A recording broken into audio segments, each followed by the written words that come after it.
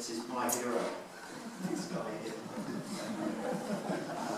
I really must commend your council and the culture that you've got in your council, the people that are coming across extremely open, extremely helpful, want to get things done, solution oriented. I know you've got to stick to the rules, but I read on Craig's board, you wrote that one word, but I think it's these big rules, you bend them slightly, make stuff happen.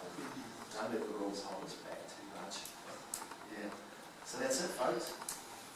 So I could just perhaps add one last sort of comment. So from my point of view, we're underway.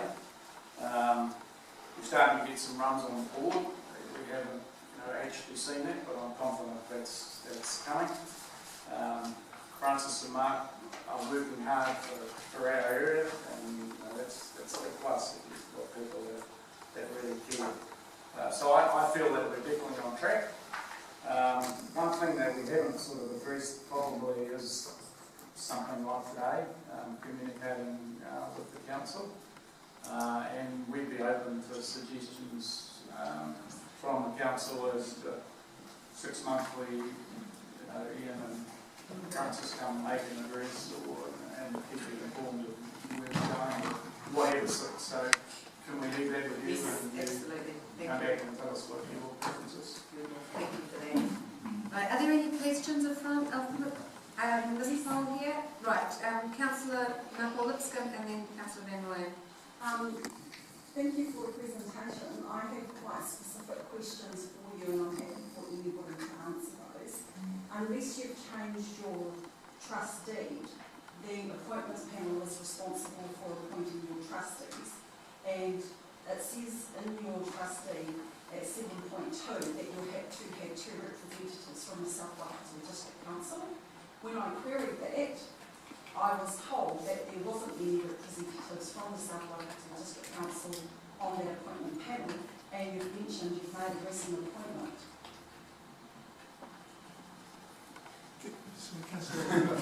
That's another question. Did you receive those documents that I forwarded through about moving out the new deeds, trustees? No, has that been removed? That's... There is a new trustee. So in the new trustee, did you remove the ability for the South Waikato District Council to be involved in the trustee appointment process?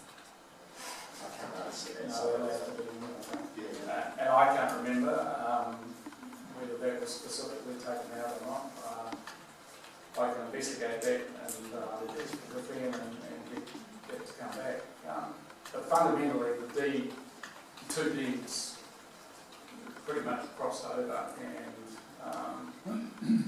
we basically made them one. I didn't think we'd taken too much out. We can come back to you. I would like you to investigate that, because in the original trustee it also says that it was the appointment panel's job to monitor the performance of the board, and you've already acknowledged this morning that there hasn't been good communication between the Swift Trust and the council, and that's no disrespect to the good work that Sam and our CEO is doing.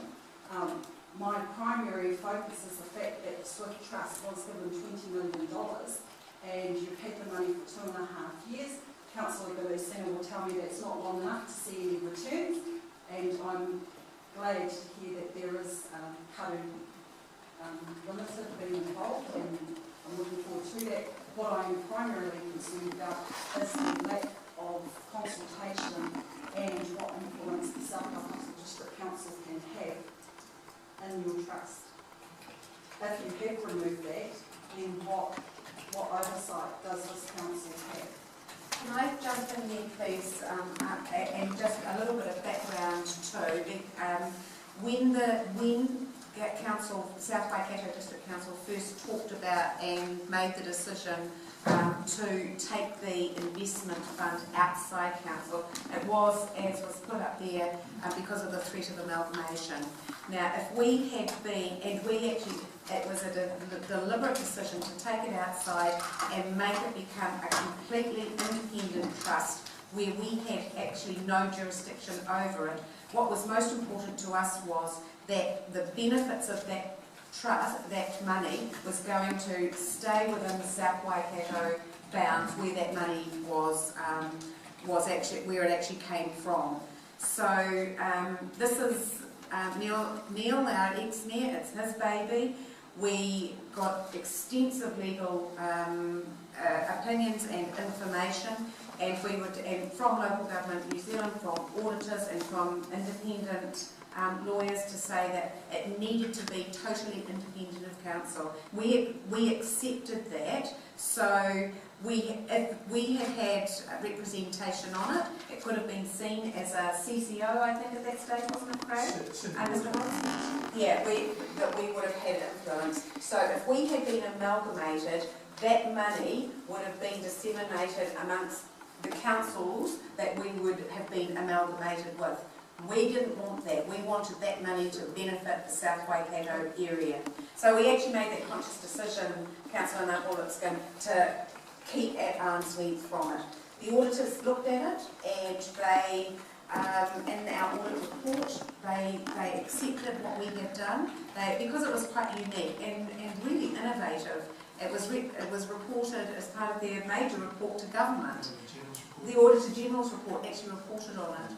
And they were quite happy with what we did, yeah. And I accept the explanation, and I accept that the lawyers gave you advice on how to set the trust up. That doesn't explain section 7 of the trustee that appoints the South Waikato District Council representatives to appoint a trustee, which is specifically what I'm asking about, and if that condition has been removed. Yes. You can't answer that, and I accept that, and I'm happy to receive that information via Mr. Marshall. So when you can clarify that for me, I'm happy to give that information.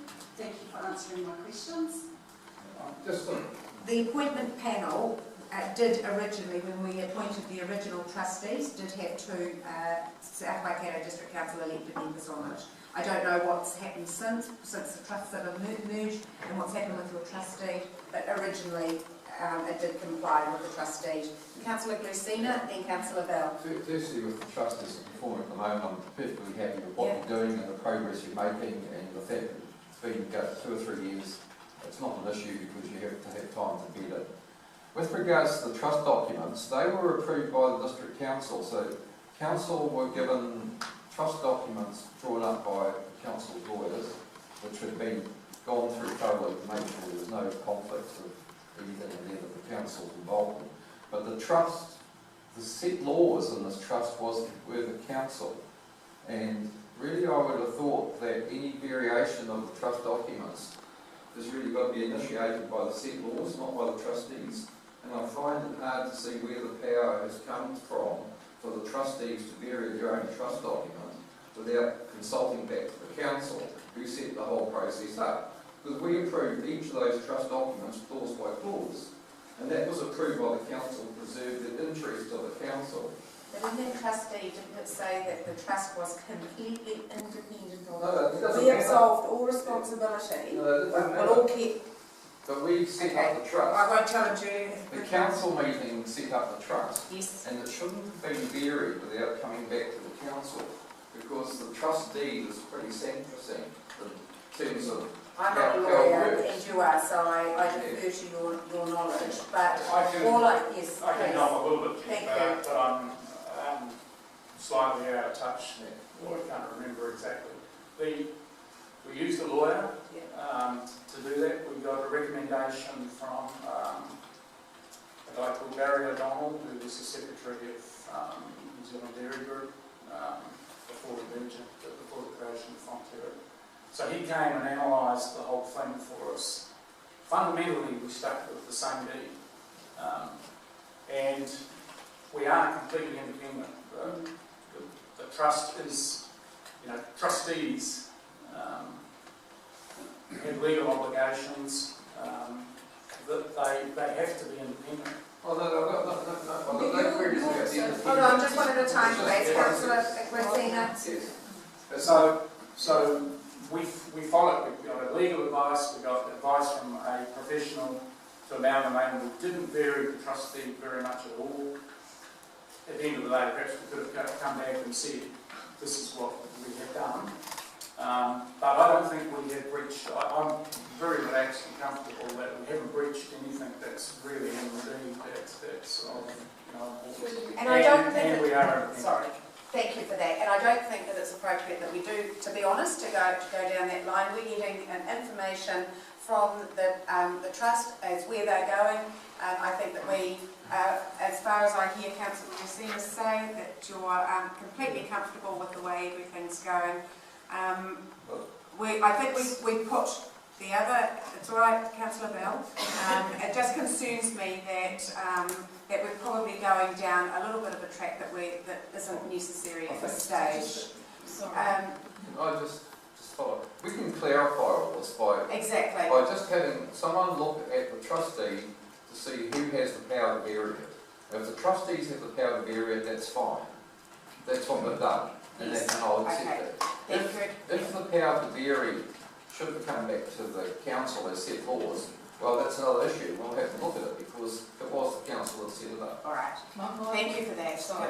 Bell. My memory is that it was only ever intended that councillors should sit on the initial appointment. Exactly right. So it wasn't changed. The intention was that the council should sit on the initial appointment council to appoint the initial trustees, then the council would step out. Yes, and that was the initial thinking, and that was Neil Cynthia's vision as well for it. Jenny, how about you send us a letter asking For that information. and we'll provide that. Will do. Thank you for that. Are there any other comments? I just want to, all right, I'll wrap it up. But Councillor Baldwin and then Councillor Van Ryan. Thank you, Wishy. So just in a more operational matter, a great presentation that we got today. One of the debates for the trust is of course the model that you operate on. Should we use the income from the capital we have to develop businesses and do things? You do have the right under your deed to go to the capital of the trust if there were really significant projects. I was interested, perhaps either Francis, yourself or David, from the governance point of view, how's that debate within the trust? What sorts of things might you do for the income? What is the appetite of governors or you guys as city managers to go to capital if things were really compelling for our district? Yeah, excellent question. So a couple of I didn't go into too much depth for obvious reasons, but the cash flow is really strong enough. It's more than ample for Mark and I to do our things. I also use people like Terry, we have Covis Medicine, helping us around that stuff. We've got Kim Wilson working with us on the plastic stuff. So the sort of cash flow dividend is enough to be able to do things on an operational level. When we come to strategic and using that fund strategically, there's a couple of projects up there which are around the sort of 2 million, maybe 4 million level. So might represent either 10% or 20% of the trust whole portfolio. But if they're in property, then it fits with the psycho. So that's the sort of thing that we can do. So that's in that design, build, lease back to attract a company to shift here, bring 25 workers or create new jobs, and then we turn it over. So excellent question, and the board had that discussion a couple of weeks ago, and we're very, very comfortable with it. Thank you. Thank you for that. Councillor Van Ryan? Thank you. David, Mr. Graham, you made a point about giving feedback to council and through council giving feedback to the community. I think that's going to be very important because that question gets asked quite regularly.